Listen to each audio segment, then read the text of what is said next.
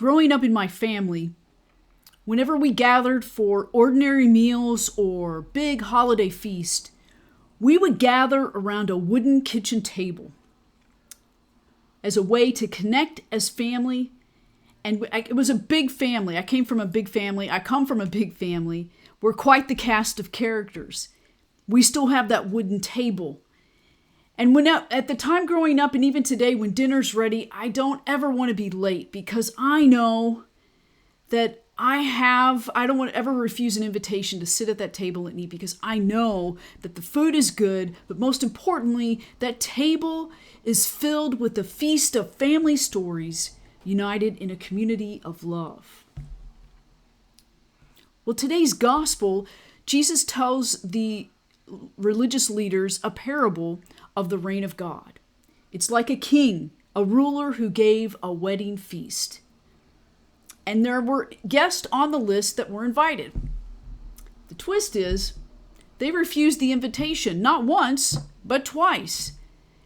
And the king said, wait, there's a sense of urgency because the king says the food is ready, everything is ready, and if we do not feast upon this, the food will spoil. So he sends out servants to say, call everyone. The feast is ready. Invite everyone to come to the banquet.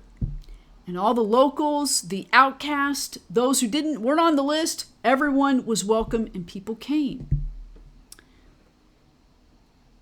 There was one section at the end of the gospel where someone did not put on a wedding garment to go into the banquet hall.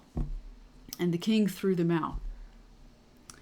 The twist there is that we are all called to this lavish feast of love. The reign of God is like that. And our external behavior needs to match our internal behavior. We need to put on Christ's love and how people see that externally and that garment is kind of that symbol of what are our actions? Do they match what we speak and proclaim to be as Christians?